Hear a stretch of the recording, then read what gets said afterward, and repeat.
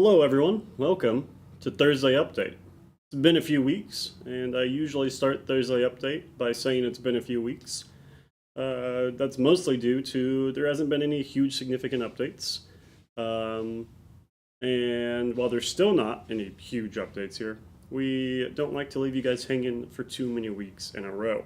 So, today is May 1st. We are in May. We are 4 months down, a third of the way through 2025, and officially entering the spring zone of the calendar year, which means a few things that we'll get into.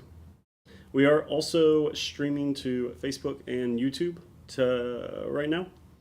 Typically, when we've done that in the past, we felt like we experienced some issues. But if anyone was here on the last stream a few weeks ago, we were experiencing issues anyways. So, I don't know. Figured we'd try it. It's been a few months, probably even years since we've multi-streamed. So, we're going to get right into it. Not as much of a build-up as usual for those new viewers. Here we go. First on the list of updates is I have to find my list. Where is... it was minimized. There we go. Okay, first on the list is This Is Not a Test. So, This Is Not a Test. Production update on April 10th, 3 weeks ago. The books were ordered and on the ocean, and they are no longer on the ocean. They are on the ocean floor. The boat sank, and so did our hopes and dreams. Just kidding. They have landed in port. So the This Is Not a Test books and the Hamamatsu Season 1 books have landed in a port. We have not seen any movement on them since it landed in the port. Now, sometimes that means it hasn't left port. Sometimes that means it's going to show up in our dock in a few days. We don't know. We're just waiting. Occasionally, if it's in port, it'll say like, oh, hey, here's your new updated domestic shipping freight that with the arrival date, but there has been times where it's just been gone ahead and shipped and shown up. So that's what we're waiting on that for those books. We, as far as we know, have not been slapped with any sort of major tariff on books. Fingers crossed that that is not a fluke and that books in general are exempt. That is what most people are saying and what we have read. But also there was a report that like no tariffs are being charged at all. But then also there's reports of companies paying like 200% tariffs. So who knows what's going on. All we know is our books did in fact land at the port. And now we're waiting on them to show up at the warehouse one way or another. With both of those projects arriving in the same batch, that is Hamamatsu Season 1 and This Is Not a Test 2, or This Is Not a Test as well, second printed, I guess. We have MDF, miniatures, and a few secondary items, things like roster sheets and things like that. MDF for all of the Hamamatsu has been has been laser cut and packaged. MDF for This Is Not a Test is going on the machines now. And after that, we'll have the miniatures to produce. This Is Not a Test. We did talk about this in the Discord. The two main, the Lawman and the Mutant warbands, are spun cast miniatures. So whenever we were running the This Is Not a Test backroom with the number of miniatures in those warbands, with the sculpting, and even with the mold making process, we did... everything was intended to be spun cast. The pricing, the sizing, the type of sculpting, how they were cut up. We had already committed to that. So that was actually the last spun cast thing that we had run. The Lawmen and the Mutants. The Caravanners are going to be printed, and whatever the product lines look like upon general re-release, we'll let you guys know. But those are all done, at least spun. The Caravanners we will be printing along with the Hamamatsu miniatures as well. So should be fulfilling those sometime in May, sometime this month. One step closer. There is 2 items that we are waiting on one each for This Is Not a Test and Hametsu. One is going to be some roster sheets, and the other is a little secondary booklet. Both of those will be produced domestically, and that was always the plan for those as well.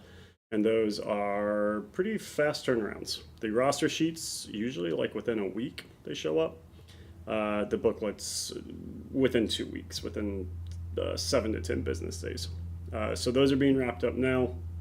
And once we get those ordered and the books arrive and we have the MDF and the miniatures, and we'll start partially pushing things through, and then Talon will start sending them out to you.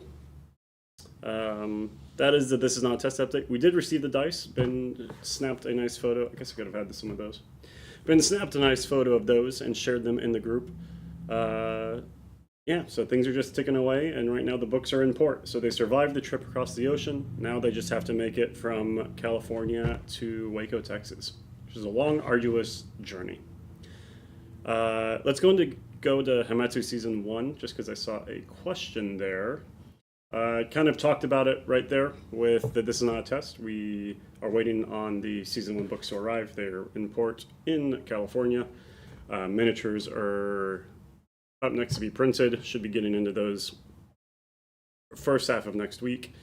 MDF for Hametsu's already been laser cut and ready to go.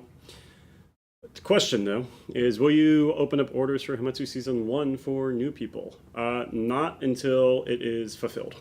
So, like all pre-orders or backrooms, almost like all, we try to take care of everyone that has given us money first.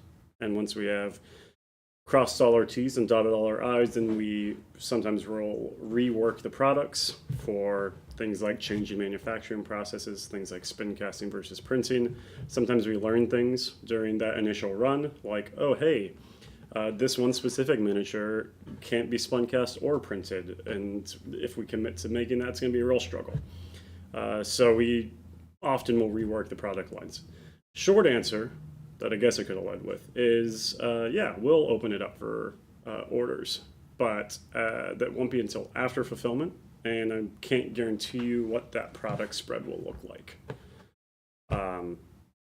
But yes, it'll go on general sale once it is fulfilled for the original pre-orders. I think that's it for the Hametsu news. If anyone has... if Ben or Doug... Ben, one thing I am not super versed on is delivery of digital goods on these projects. I know you have a plan for that, though.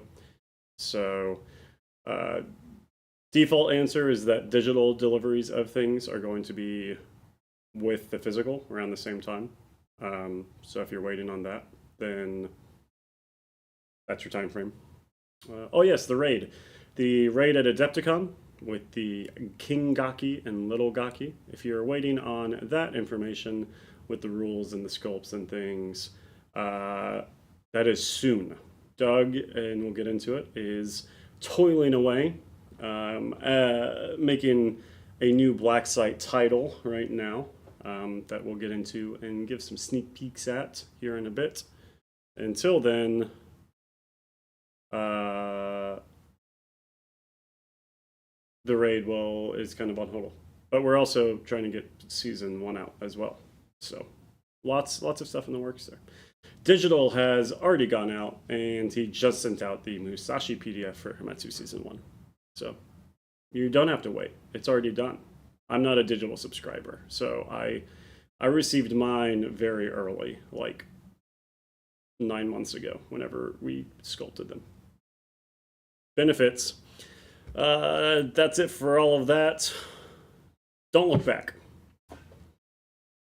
Don't look back, as mentioned last update, both verbosely and in written form. A little bit of a limbo period right now. We are very fortunate in that with like huge tariffs going up 200+%, 145%, all sorts of crazy numbers being thrown around. Don't Look Back Starter Box was the single project that is kind of tied to that metric. As of now, we have sent a small deposit to the factory, and what that deposit has done is started the tooling process for the PVC minis. So we sent files, they looked at them, they have adjusted them for their machinery and their tooling, and in fact we have at this point printed their files, which came out pretty good. Basically, all this is a sizing test. So, we sent them a 3D file, they sent back us a file, and it catches things, for instance, like the killer being on a 35 millimeter base, and it should be a 32 millimeter base. But it also can catch things like height and scale. For PVC, there is manufacturing minimums with thickness of material and draft angles and all sorts of things. So yeah, we have got the core set, printing out for sizing on that, and it's looking good. Other than that, we don't really have funds involved or sent to them, and we aren't super comfortable sending large amounts of money over the ocean in the current environment. When it comes down to it, we made $141,000 on the Don't Look Back game found. That drops down to around $127,000 after game found fees.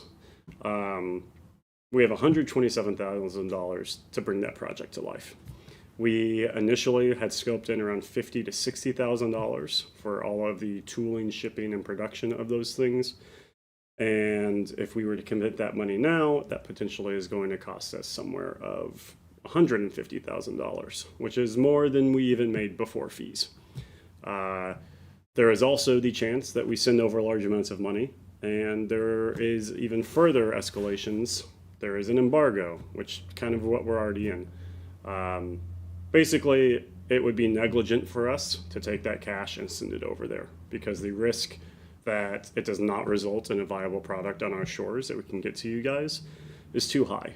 Now, this is a project as a whole. There's a lot of people in the EU, there's a lot of people in the UK, all over the world that aren't just in the US that backed it. But the large majority of the project is by domestic United States backers. And unfortunately, we are not a big enough company to do two separate runs, or even do one run and then hold, 80% of the stock and pay for pay for storage somewhere while we wait for this to resolve itself. So we are going ahead as much as we can.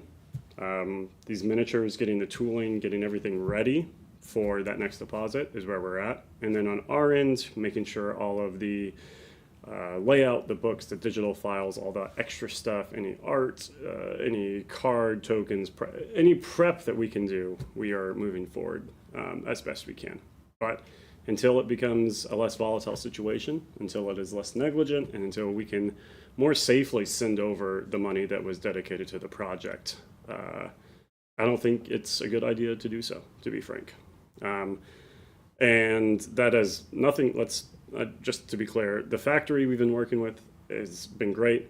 Ben's had multiple meetings with them, and it's kind of a bummer on both ends to not move forward with a project like we were hoping to.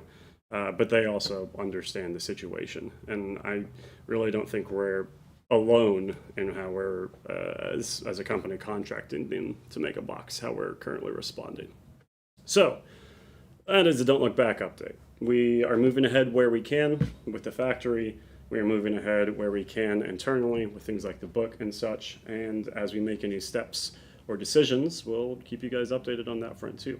Now, the good window, last little bit of stuff, is that as far as our delivery date goes on Game Found, we have plenty of wiggle room. We're going for a 2026 delivery window, and we actually had, as we tend to do in most projects, we try to give ourselves plenty of cushion. So we have months, potentially, in which we can kind of put things on hold and wait for it. And at the end of that month, if there is escalation or decision, or we need to find an EU manufacturer, or all sorts of things, and we can do that. But we are so confident that that 2026 window can be hit, but we're just kind of waiting to see the best way to do it. Yeah. Yeah, so let me be clear that we're not canceling it. Project's still going ahead. But instead of, delivering like 6 months early, kind of, which we had fingers crossed hope for, um, it's probably going to be on time or a few months late.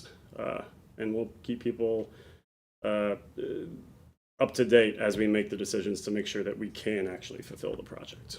So that is the Don't Look Back update.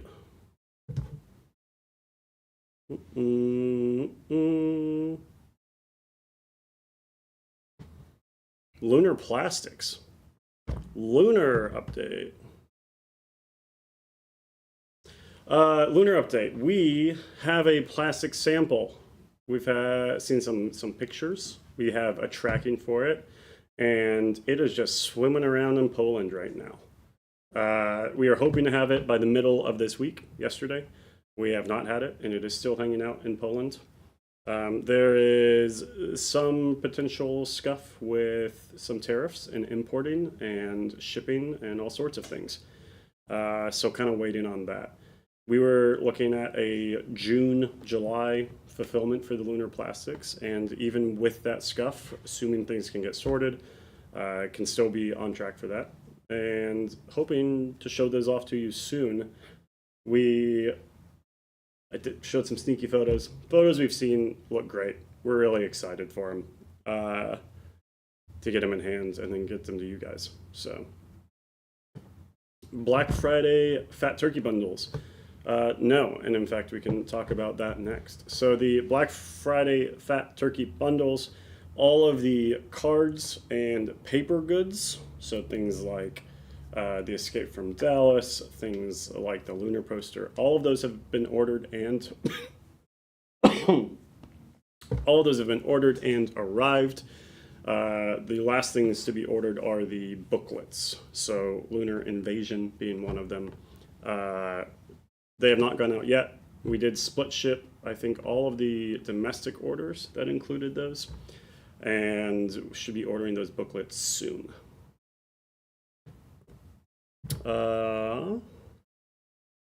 Okay, let me get back to my list here, make sure I'm not skipping any major products or fulfillments. No, I can go on to general updates. General updates. So, MDF backorder list has been caught up. We are currently working through, this is not a test, MDF, as well as, well,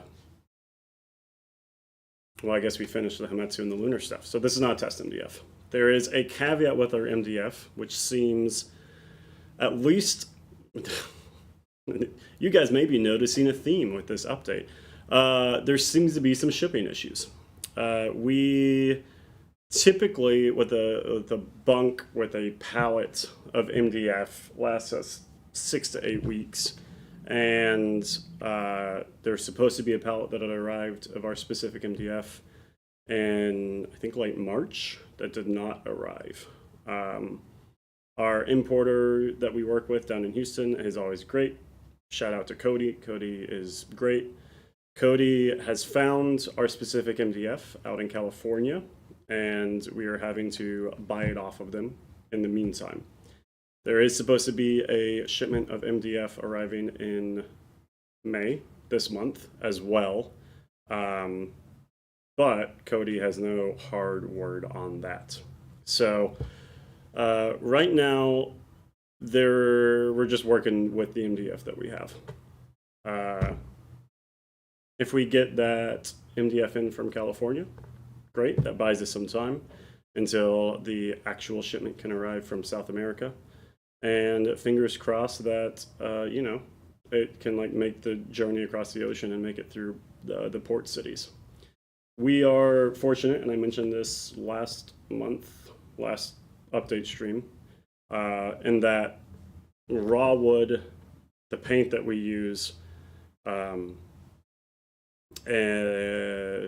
which makes up a large part of our revenue with MDF, our pre-painted kits. Both of those are typically exempted from most tariff situations. Now, typically exempted doesn't mean much in this current climate, so we don't know. We don't know exactly what's going on. And there's also a whole world of trade and economics that are going on outside of our little bubble of import export. And so maybe someone else is buying all of the wood. Keep you guys updated on that. It's not the first time we've been up against a wall with MDF. COVID really screwed us with MDF. And that was a point where we actually had to pull in MDF from Florida while we were waiting on the shipment to get in, which was interesting. So now we've gone to Florida, now we're in California. We're still cutting stuff, but we are a little bit tight, having to be a little bit specific with how we're allocating those funds there. Yeah, the pumpkin MDF. We had some MDF that we got as a stopgap, and it smelled just like slightly spoiled pumpkins. Like a pumpkin after you carved it, and it's like, 3 or 4 days after Halloween, it started to go bad, but it's not mushy yet, but you can tell, like, yeah, there's something funky, like a funky pumpkin. We still have some of that. It also didn't surface well. It was also thicker, which is like really problematic when you have kits that notch together. So, but we've zeroed in on very good types of MDF that we like. We're just trying to get them in. So that's where we're at on the MDF train. Not going to have any huge push of things, but we've had people pretty consistently ask us, like, are you guys still doing MDF? And the answer is like, yeah, it just goes in and it goes out. It's great. It makes up a good chunk of our change in revenue and kind of subsidizes other projects.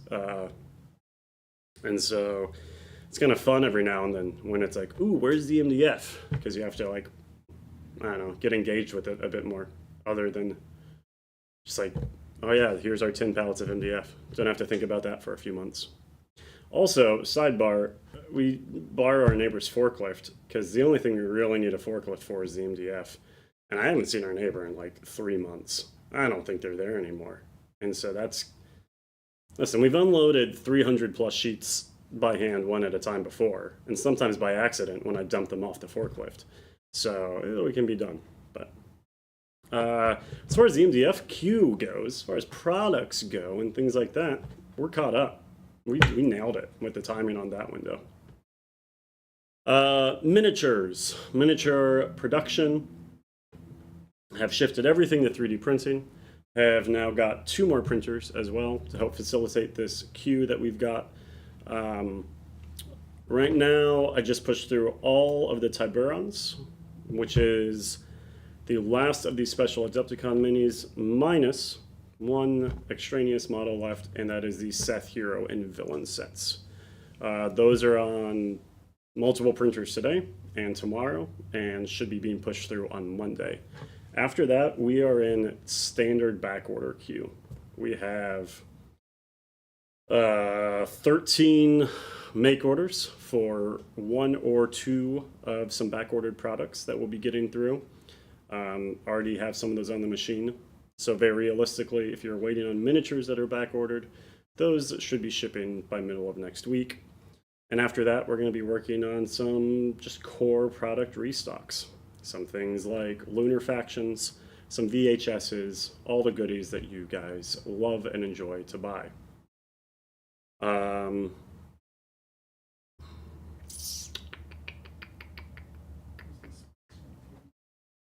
Yeah, I was just kind of catch up on questions. Yeah, you can go up to that one. Question. With the current state of gaming industry and the looks of companies going under, is there any plans on buying up any game IPs? Or will you stick making your own? We're going to stick making our own. And that's kind of actually an interesting, broader point of conversation that I'm going to get to, I guess, next. Give you guys a little bit of some sneaky previews. Doug or Ben, if there's anything else that I should cover before we move on to the new exciting stuff, let me know.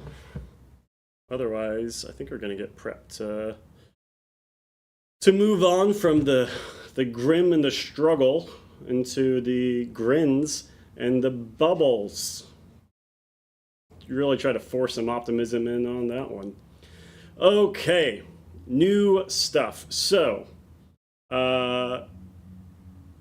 question: with the current state, with companies going under, with IPs up for grabs, with a major project of DLB kind of having to pivot. I mean, right now we're in holding pattern. We're having to be very specific with how we can't move forward how we intended to, at least not right now in this moment.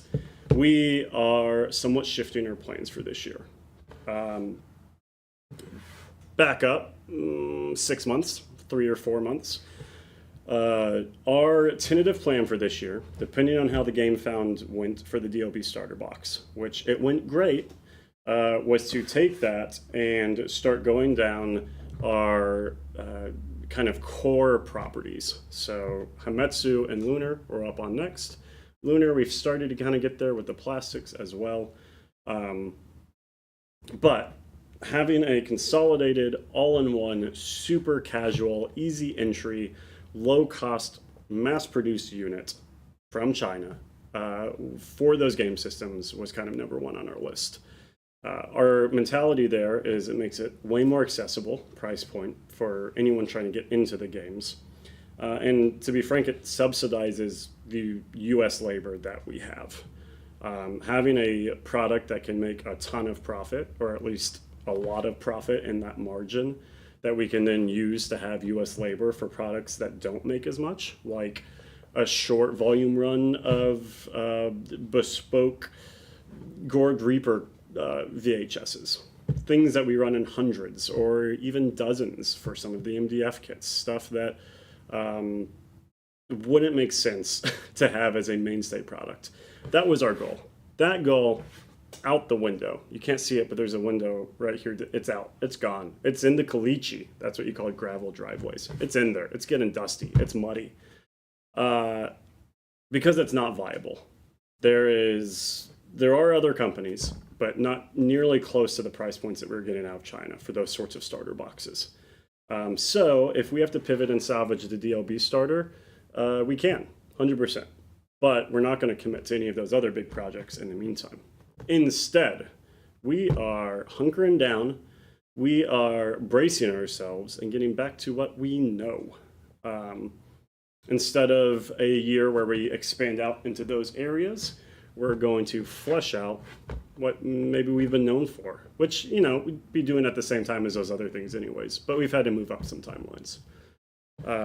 So,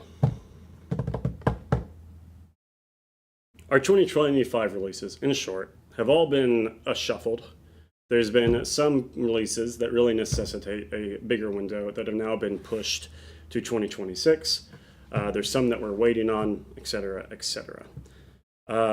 There is 2 games in particular that we're going to be leading off with here that we're trying to make as tariff-proof as possible. Essentially, we make them with very known quantities, with multiple avenues of production if we're doing things outside of the house, if we're ordering from and not making it in-house, I should say. Building the project from the ground up with the manufacturing that we have, being 3D printing, MDF kits, and the hands that we have, Talon and Daniel and Travis and Doug and myself and Media Matt and Ben. You get the idea, that can assemble it in the warehouse. We're going to get into it. We're going to give you some sneak peeks, even more so than we've been doing on the Discord already. A few highlights. STL drops for both of these games. We're going to be leaning into the digital sphere for these games and doing a bit of an experiment for that goes. Potentially, we are playing around with an idea of a one-time bundle, of a one-time payment, meaning you buy the We Play God bundle, and that bundle is progressively added to. So if we write an expansion, a new setting, a new campaign system that features other dinosaurs or heroes or characters, those STLs automatically get put into that bundle. Your website account gets a little push, boop, the We Play God bundle has been updated, and then you can go and download them. That would be kind of like a reverse Patreon, like you pay once, and then you have those things available. We've been juggling that idea back and forth for a few weeks now, and are kind of liking it. Now, we can't do that sort of thing. We could.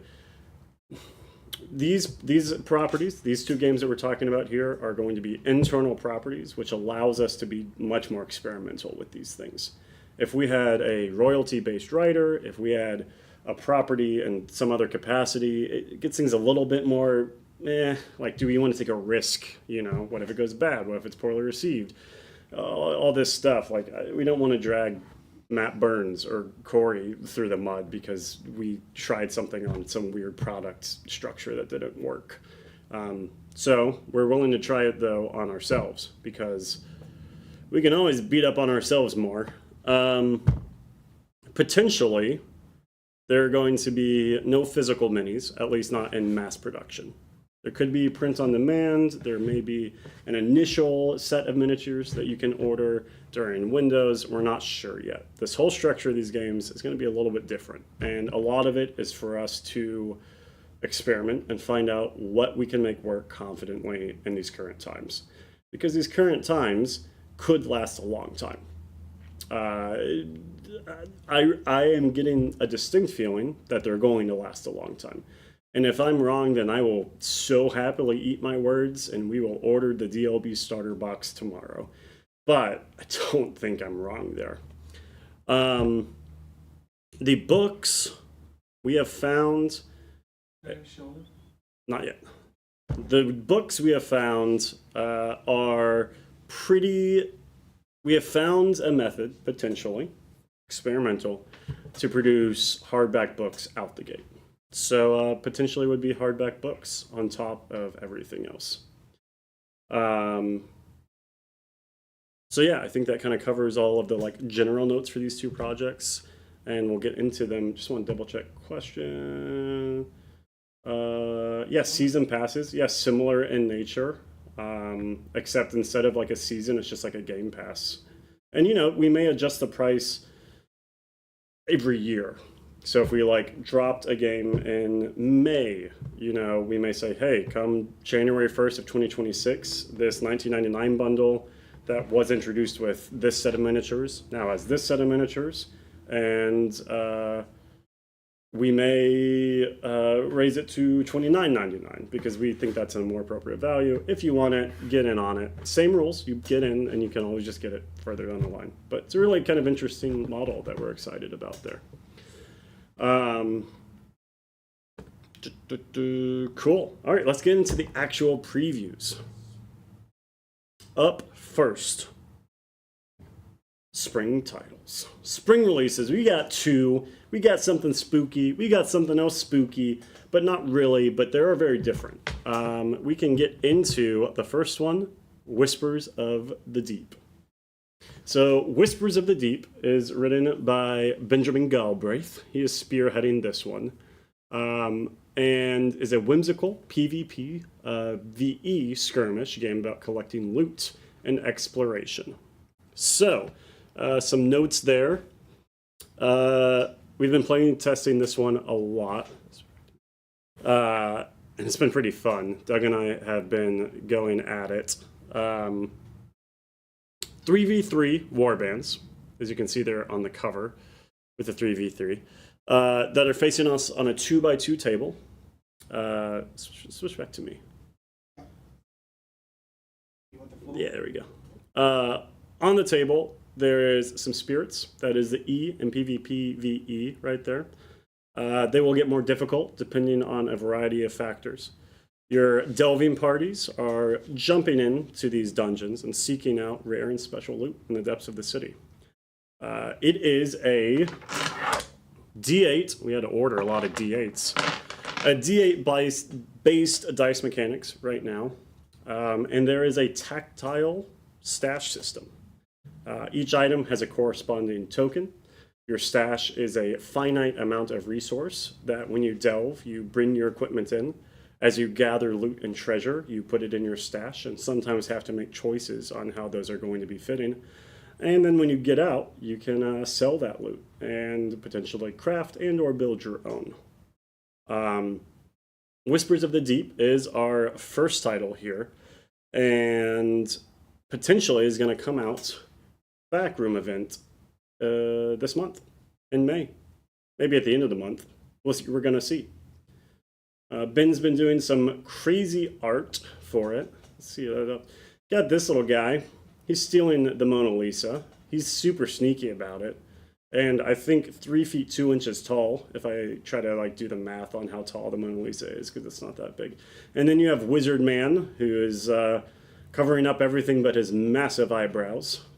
And those actually have been sculpted already. I was hoping to have them to show off on the stream today, but they are in fact still being run because I was also printing a different thing that's taller and it's taken a few more hours than I anticipated. So pretty fun art. Ben has been having a ton of fun. He's been seeing the sketches on the Facebook and all sorts of things going into this more anime Ghibli cel-shaded art style. We have another piece that we can show off here too. This one I think is maybe my favorite so far, of this Delver party. A Delver and his 2 fellows trekking across a log in an abandoned, ruined, overgrown city. It's really fun, really thematic. The mechanics involving the treasure, involving the world that you're in, involving how you're interacting not only with your opponent, but the environment and the monsters within it. It's some cool stuff. And every time Ben walks in and is like, hey, I had this crazy idea about this thing. I'm not sure about it. I'm just like, dude, that's the best idea I've ever heard. You should be double sure about that. In fact, forget the rest of the game. Let's just do this. No, not really. But it is true. He's coming in with some fresh takes on stuff that I think are really engaging. So, character building as well. Yes, you are building your Delver. There's a few different attributes. Nothing hugely overcomplicated, but quite a bit of customization and how you can have your own play style. This will be...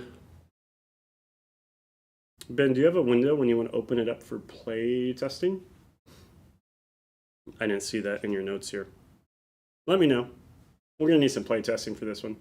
We are getting quite a few games in-house, which has been a bit of a change of pace, because generally we're worried on like the other projects. But this is now the projects we're worried about, because this is where we're at.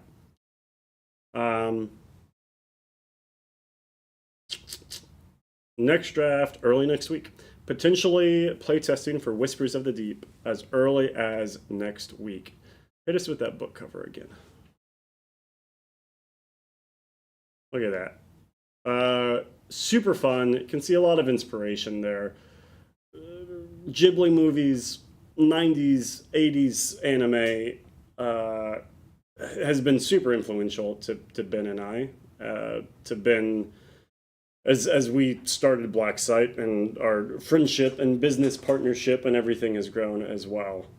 So to see him just kind of go for it and start pulling off some crazy stuff is been really fun for me on this end, just personally, right there. So yeah, that's Whispers of the Deep. That'll be our first tariff-proof project. At least fingers crossed. We're going to be doing some experimental stuff, but that will be the hardback book right there. The second project that we have going. Sorry, I'm just getting over a bit of a chest cold thing. The suspense. We played God. Oh no. What did we do? We played God. Now look where we're at. A co-op. I can't read that text. I'm going to have to look at my notes. A solo co-op survival horror game. Skirmish horror game. A solo co-op survival dinosaur skirmish horror game. The notes that I have and the notes on the screen are just slightly different. And that's someone's fault, but I'm not sure whose. But man, I'm going to blame them hard. Okay, yeah, so this is We Played God. This book is being spearheaded right now by Doug. That is what's been filling his time in between normal duties. And also, pretty fun, pretty different take. That right there is a Spinosaurus. We printed it out. Finn's, I'm not sure about first dinosaur sculpt, but first one for BSS at least. And it's a pretty big boy. That's Professor Grange. Grange? Here's Chisaki. I don't know if it's Granger right now. Pretty big guy. Came out pretty cool. Can't wait to get some paint on him. Let's get back into We Played God details. It is set in a futuristic zoo research park called Eden. Players will control a set of survivors and send them on missions into sections of the map to gather resources. It's going to be a wide range of dino types based on what parts of the park you're in. This is not a combat military style game. This is not shoot 'em up in a dino park, and that Lunar is shoot 'em up on the moon. This was a tactical and survival game, objective focused. Players will need to be tactical and survival focused while they're out there trying to complete the mission. Because if a 20-foot tall Spinosaurus walks up on you, you're not going to like punch him in the nose. Not a thing. Backroom launch, potentially, in June. May for We Played God, May for Whispers of the Deep, and June for We Played God. It's kind of our experimental timeline that we're using to fill in gaps and moving around these projects with. Going to be trying out some crazy stuff here. There is active playtesting. In fact, if anyone in chat is one of the playtesters in the Discord, thank you. You guys have been going ham. You guys have been playing We Played God all like godly like. So if you're really interested and you have the time to commit to actually be playtesting, so we're not looking for proofreaders, we're looking for playtesters because mechanics is what we're worried about right now. Hit us up on the Discord, !Discord in the chat for that. Maybe we get you in.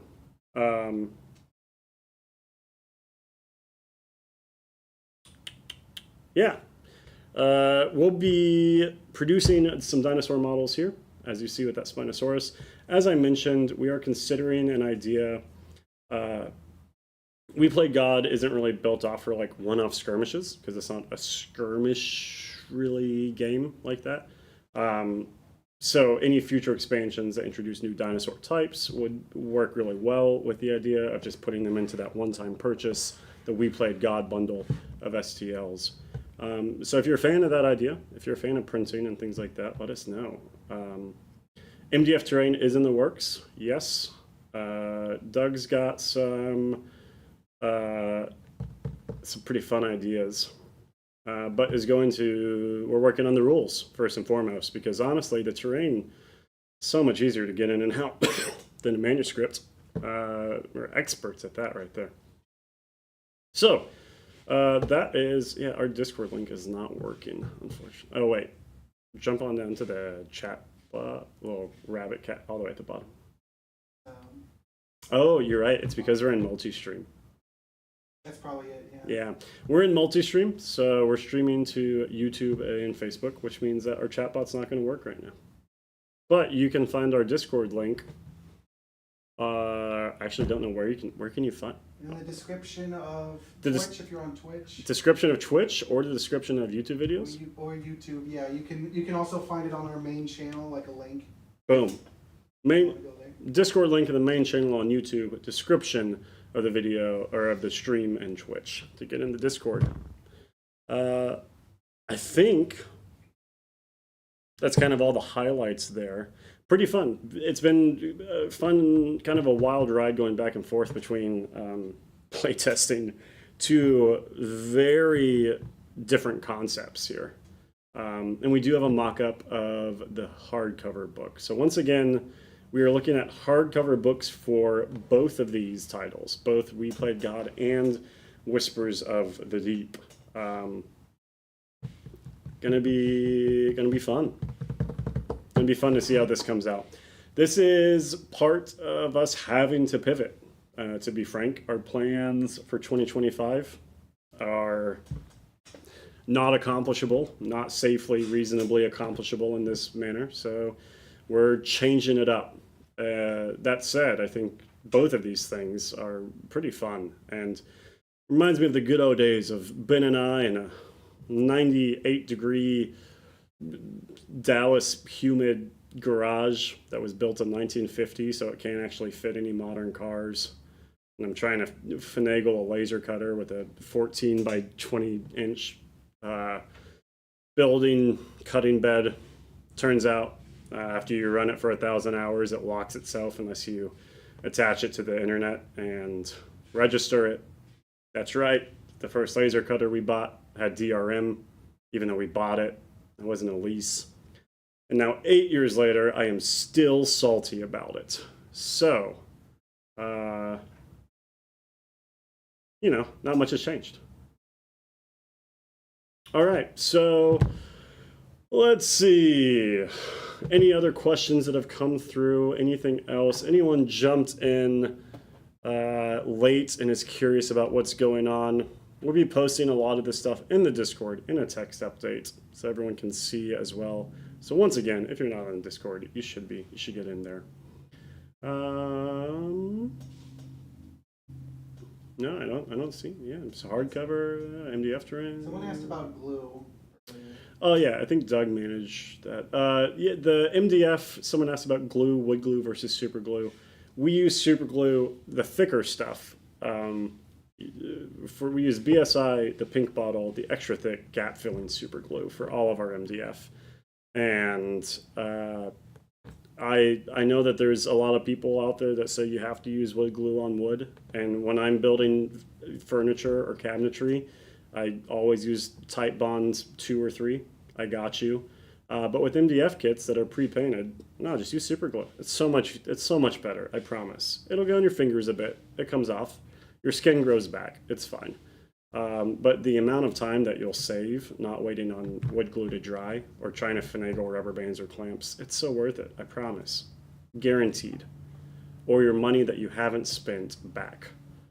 And I mean money you haven't spent on me giving you this lecture. If you spent money on a kit, I'm not going to give you your money back.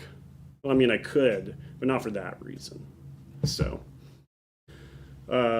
real talk, I was buying a safe recently, and there's the option between a fingerprint safe and a code safe. And, fingerprint safes are already kind of iffy, but I was like, it is not a good idea for me to buy the fingerprint safe because all it takes, I build one MDF kit, and then I cannot access that safe for like at least 2.5 weeks. So, got the code one. Yeah, I think that's it. I think that's it for the update stream. Let me just go back through my notes here. Cut around. Give me a close up, Matt.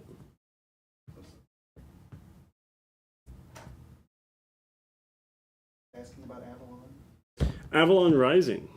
If I added a physical copy of my Avalon in my digital pledge, is it going to be released same time or after the PDFs come out? That is specifically a Ben question. Ben, are you planning on fulfilling the digital PDFs at the same time as the physical for Avalon Rising? Assuming these TNT books show up, and assuming Whispers of the Deep and We Played God, which both should have somewhat tight turnarounds, Avalon Rising shouldn't be too impacted. There is some non-book things, GM screens, pads, things like that, but probably get those. We can get those made other places than the Chinese factory right now. Digital PDF will in fact be before the physical stuff has been mentioned. Typically, once the book does go off to print and that file is done, we do send it out to everyone, so you'd have it before the physical. But sometimes it changes, which is why I like to clarify there. Yeah, I think that is it, guys. Thanks for tuning in on this update stream. Whenever this is not a test, Metsu, DLB, Avalon Rising, talked about MDF, miniatures, the turkey bundle, talked a little bit about tariffs, the DLB starter project, but most importantly, talked about what's coming up ahead with Whispers of the Deep and We Played God. So, yeah, if you're on YouTube or Facebook, thanks for tuning in. We, a few years ago, tried to do multi-streams through Streamlabs, and it never quite worked. We always felt like it had issues, or there was always ghosts in the machine causing problems. But for this one, it seems fine. So we're happy to spread the word to an even farther audience, and thanks for tuning in and hanging out on this Thursday afternoon.